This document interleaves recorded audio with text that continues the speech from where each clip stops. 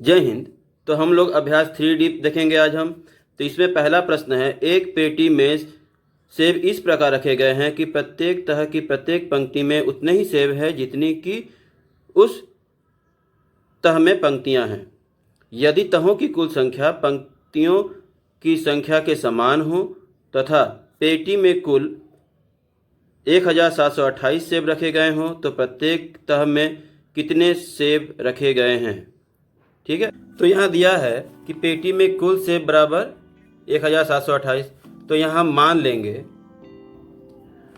पेटी में तह बराबर x, तो प्रत्येक तह में पंक्तियां बराबर x और प्रत्येक पंक्ति में सेब बराबर भी x। तो प्रश्नानुसार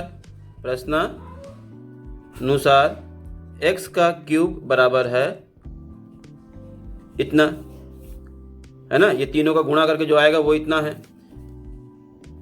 तो इसके लिए हम इसका अगर वर्गमूल करते हैं, घनमूल करते हैं, तो इसका भी घनमूल करना पड़ेगा। तो ये क्यूब यहाँ पे आ जाएगा।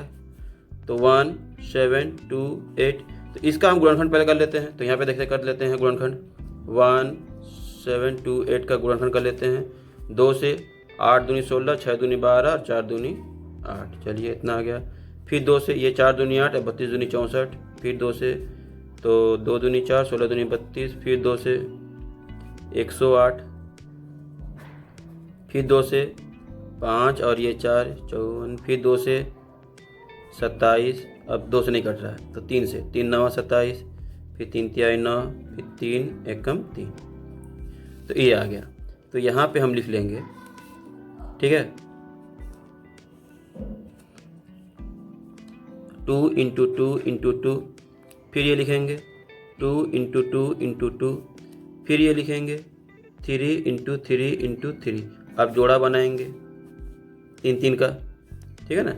ये छोटा सा इसके ऊपर रहेगा, इतना बड़ा नहीं, ठीक है। ये 3 3 का जोड़ा बन गया। और जितना जोड़ा बना वो लिखेंगे। तो ये एक बार यहाँ बना, ये 3 का एक बार और बना है यहाँ पे। अब ये 3 एक बार बना है, 2 2 और एक बार 3। अब इसका गुणा किए 2 दूनी 4, 4 तिया 12।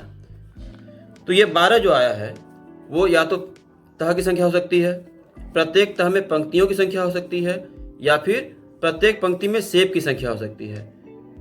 तो जैसे मान लीजिए एक डब्बा है, घनाकार डब्बा है, इसमें ऐसे पेट जो पंक्तियां हैं, मतलब सेब है, एक पंक्ति में 12 सेब हैं और ऐसी 12 पंक्तियां हैं, है ना। 12 पंक्तियां ऐसे भी हो गई। तो इसको और इसको मल्टीप्लाई करेंगे तब वो एक तह में जितनी सेब वो आएंगी। तो यहाँ लिखेंगे अतः प्रत्येक तह में सेब बराबर x × x, मतलब 12 × 12, ठीक है, 12 × 12। तो 12 का 12 से मल्टीप्लाई करेंगे तो 144। ये आंसर आएगा आपका, ठीक है। अगला प्रश्न देख लेते हैं। दूसरा ये है कि एक पेटी में 216 आम घन के रूप में सजाकर रखे गए हैं। ज्ञात कीजिए कि पेटी में आम की कितनी तहें हैं। अगर वीडियो पसंद आए तो लाइक ज़रूर कर लीजिएगा। अगर आप मेरे चैनल पर नए हैं तो कृपया सब्सक्राइब कर लीजिए, बेल आइकन को भी दबा दीजिए ताकि आगे आने वाली वीडियोज़ की नोटिफिकेशन आपको सबसे पहले मिल जाए। तो चलिए शुरू करते हैं। तो यहाँ भी देख लीजिए क्वेश्चन नंबर 2 में कि कुल आम 216 दिया था, और उसी तरह मान लेंगे, माना तह की संख्या x है तो प्रत्येक तह में पंक्तियां बराबर x और प्रत्येक पंक्ति में सेब बराबर भी x। तो प्रश्नानुसार x का क्यूब बराबर 216। तो x बराबर घनमूल 216 का, इसका गुणनखंड ज्ञात कर लेंगे। तो यहाँ देखिए हम निकाले थे 216, यहाँ से देख लेंगे इतना, ठीक है, इतना कर लेंगे आप लोग। तो 1 2 3 1 2 3, 3 ठो 2 और 3 ठो 3 है। तो यहाँ पे हम लिख लेंगे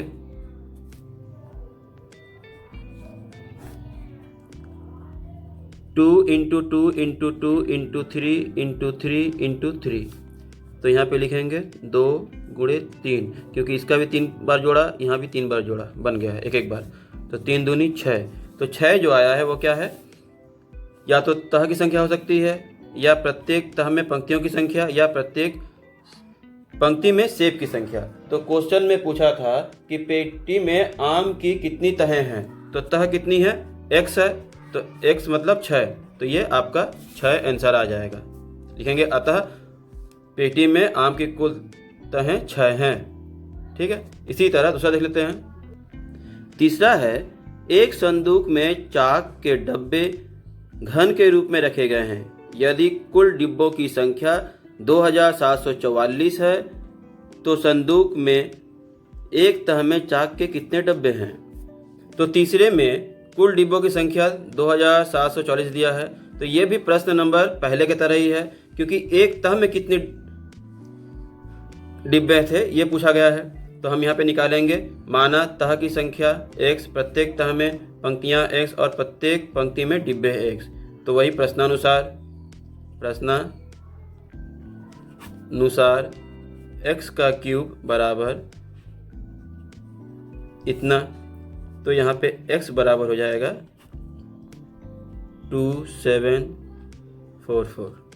अब इसका गुणनखंड ज्ञात कर लेते हैं। यहाँ पे 2 7 4 4, अब 2 से करेंगे तो 2 एक कम 2, 2 तिया 6, 7 दूनी 14, 2 दूनी 4, फिर 2 से करेंगे 6 दूनी 12, 8 दूनी 16, 6 दूनी 12, फिर 2 से करेंगे 2 तिया 6, 2 चौका 8, 2 तिया 6। अब ये 7 से कटेगा, 7 चौका 28, 7 नवा 63, फिर 7 से 7 7 49, फिर 7 से 1, तो यहाँ पे आया, यहाँ पे 3 लिखेंगे। ठीक है, तो 2 गुणे 2 गुणे 2 और 7 गुणे 7 गुणे 7, ये 3। ठीक है, इसके बाद 3 का जोड़ा बनाएंगे 3 3 करके, तो ये 2 आया और यहाँ पे 7 आया, टोटल 14। तो 14 जो है वो तह की संख्या हो सकती है, या प्रत्येक तह में पंक्तियों की संख्या हो सकती है, या प्रत्येक पंक्ति में डिब्बों की संख्या। लेकिन एक तह में कितने हैं, तो एक तह में x पंक्तियां हैं और प्रत्येक पंक्ति में x डब्बे हैं, तो इन दोनों का गुणा करेंगे तो एक तह में कितने डब्बे निकल जाएगा। तो यहाँ पे लिखेंगे अतः प्रत्येक तह में डिब्बे बराबर x इंटू एक्स, मतलब 14 इंटू 14, तो इसका गुणा कर देंगे 196, ये आपका आंसर। ठीक है, इसी तरह अगला देख लेते हैं।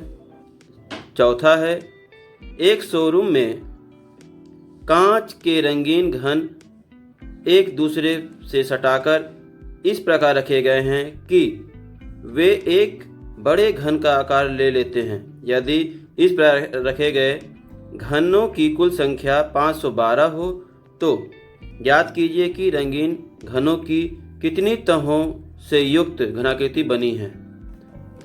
तो चौथे वाले में पूछ रहा है कितने तह से मिलकर ये घनाकार बना है। तो कुल घनों की संख्या जो रंगीन घन कांच के हैं उसकी संख्या 512 दिया है। तो इसी तरह मान लेंगे जैसे पहले हम लोग माना था, तह की संख्या x, प्रत्येक तह में पंक्तियां बराबर x और प्रत्येक पंक्ति में कांच के रंगीन घन बराबर भी x हैं। तब प्रश्नानुसार x का क्यूब बराबर ऐसे यहाँ पे घन 512।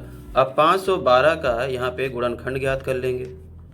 तो 2 दूनी 4, 2 पचे 10, 2 छक्का 12, फिर 2 से 2 एक कम 2, 2 दूनी 4, 2 आठे 16, फिर 2 से 2 छक्के 12, 2 चौके 8, फिर 2 से 32, फिर 2 से 16, फिर 2 से 8, 2 से 4, 2 से 2, ठीक है, और 2 से 1।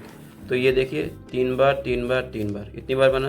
तो आप शॉर्ट में भी लिख सकते हैं इस तरह, इसको ऐसे करेंगे और 2 के पावर 3, फिर 2 के पावर 3 और फिर 2 के पावर 3, 3 बार हुआ है और 3 3 बार, तो आ गया 2 इंटू 2 इंटू 2। तो टोटल 8 तह मिलकर बना है। तो लिखेंगे कि टोटल 8 तह या कुल 8 तहें हैं आंसर। ठीक है, इसी तरह 5वां देख लेते हैं। 5वां है, प्रधानमंत्री के राष्ट्रीय राहत कोष के लिए एक विद्यालय की एक कक्षा का प्रत्येक विद्यार्थी उस कक्षा के विद्यार्थियों की संख्या के घन के बराबर रुपए चंदे में देता है। इस प्रकार यदि कुल चंदे की राशि 15,625 रुपये है तो उस कक्षा में कुल कितने विद्यार्थी हैं। तो 5वां में दिया था कि इतने रुपए कुल बच्चों ने मिलाकर जमा किया है, तो हम लोग लिखेंगे कुल विद्यार्थियों की संख्या बराबर इसका घनमूल, क्योंकि हर बच्चा को जितने छात्र हैं उसके घन के बराबर पैसा देता है। तो इसको लोग करेंगे, इसका गुणनखंड करेंगे फिर। तो गुणनखंड करने पे जो आया है उसको हम आप लोग अर्थ में कर लीजिएगा। हम यहाँ पे शॉर्ट में लिख दे रहे हैं गुणनखंड करने के बाद जो आता है वो, ठीक है। 5 गुणे 5 गुणे 5 और 5 गुणे 5 गुणे 5, 6 बार 5 आया, 3 बार जोड़ा बनाया, तो ये 5 गुणे 5 मतलब 25, ठीक है। तो ये जो 25 आया यही कुल छात्रों की संख्या, कक्षा में कुल छात्रों की संख्या कितनी है, तो 25 है। यही आपका आंसर आ जाएगा, ठीक है। इसी तरह छठा देख लेते हैं। छठवां है, एक घनाकार टंकी में 1331 लीटर पानी आती है। टंकी की माप ज्ञात कीजिए यदि 1000 लीटर पानी का आयतन 1 घन मीटर के बराबर होता है। तो यहाँ पे जो दिया था कि इतना लीटर पानी आता है, तो टंकी का आयतन इतना लीटर को हम मीटर बदलेंगे। तो मीटर बदलने के लिए क्या करना पड़ेगा, इसको बटा में कर लेंगे, इतना बटा इतना घन मीटर, ये आपका हो गया। इसके बाद घन मीटर है, इसका हम घनमूल निकालेंगे। तो उसके लिए हमको क्या करना पड़ेगा, इसके ऊपर ऐसे 1331 और 1000। तो इसका अगर हम करते हैं, यहाँ पे 3 लिख लेते हैं, ठीक है। अब ये 11 का हमको पता है, 11 गुणे 11 गुणे 11 करेंगे तो इतना ही आएगा। और ये 10 3 बार है, 10 इंटू 10 इंटू 10। अब करने पे कितना आ गया, इसका एक बार जोड़ा बना, इसका भी एक बार जोड़ा बना, मिलाकर तो 11 और 10, तो 1.1 मीटर आंसर, ठीक है। आपका ये आंसर आ गया। तो मिलते हैं अगली वीडियो में, धन्यवाद।